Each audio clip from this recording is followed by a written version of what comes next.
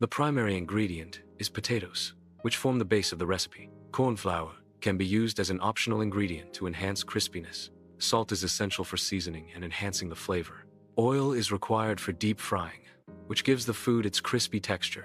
Potato peeling involves removing the outer skin to prepare the potato for cooking. The peeling process exposes the potato's flesh, making it suitable for various cutting techniques. Effective peeling ensures minimal waste while preparing potatoes for culinary use. Proper peeling techniques facilitate uniform cooking and enhance the overall texture of potato-based dishes. The initial step involves peeling the potato thoroughly to remove the skin.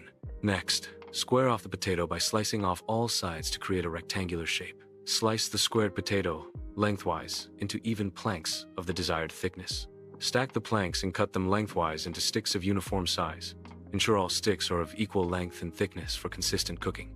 Uniformly cut potatoes ensure even cooking, resulting in a better final product. Soaking cut potatoes in cold water helps remove excess starch.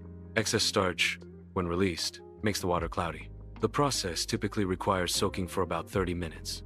Removing excess starch improves the texture of cooked potatoes. Lower starch content leads to crispier fried potatoes. Soaking also prevents the potatoes from sticking together during cooking.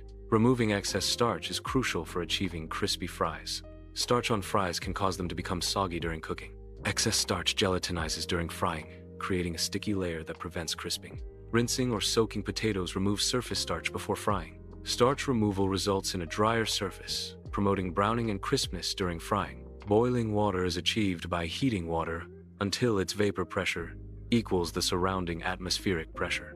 The addition of salt to water can slightly elevate its boiling point. Pre-boiling water is an optional step that can reduce cooking time for certain foods. The boiling point of water is affected by altitude. It decreases as altitude increases. Potato sticks are added to boiling water to initiate partial cooking. The boiling water ensures uniform heat distribution for even cooking of the potato sticks.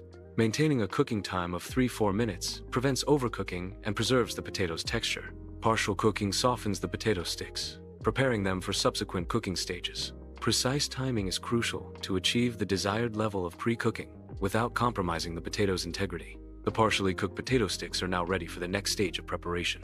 Pre-boiled potatoes must be drained to remove excess water.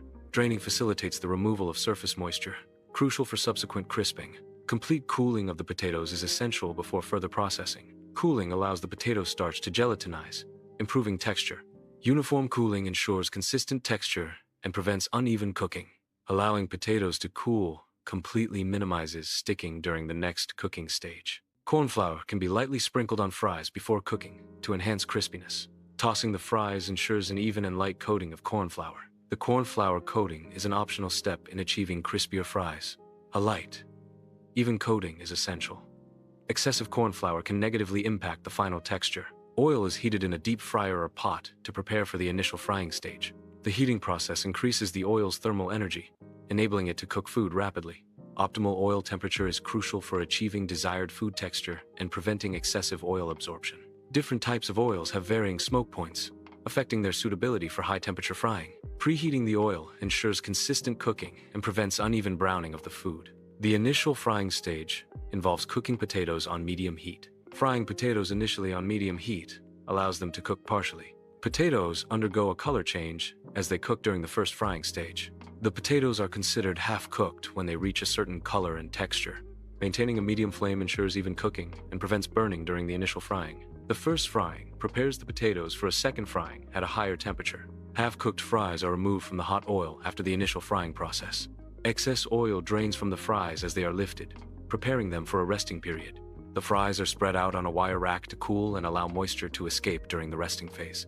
Resting the fries allows surface moisture to evaporate, improving crispness in the second fry. This resting period is essential for achieving optimal texture and flavor in the final product. The second frying stage involves cooking the potatoes at a high flame. High heat facilitates rapid moisture evaporation, contributing to a crispy texture. The Maillard reaction occurs at high temperatures, leading to browning and enhanced flavor.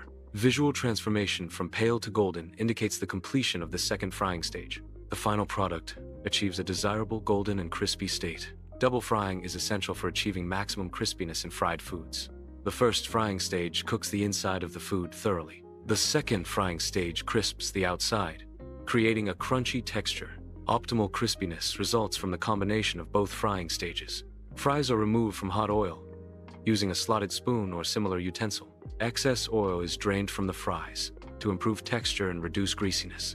Paper towels are used to absorb the excess oil from the freshly fried fries. Proper draining helps achieve a crispier final product. The draining process minimizes the amount of fat absorbed by the fries. Drained fries are then ready for seasoning and serving. Fries are seasoned with salt or chaat masala for enhanced flavor. Ketchup or mayonnaise are common condiments served with fries. Fries are prepared and served ready to be enjoyed as a snack or side dish. The combination of fries and condiments offers a variety of flavor profiles. Serving fries with condiments enhances the overall dining experience.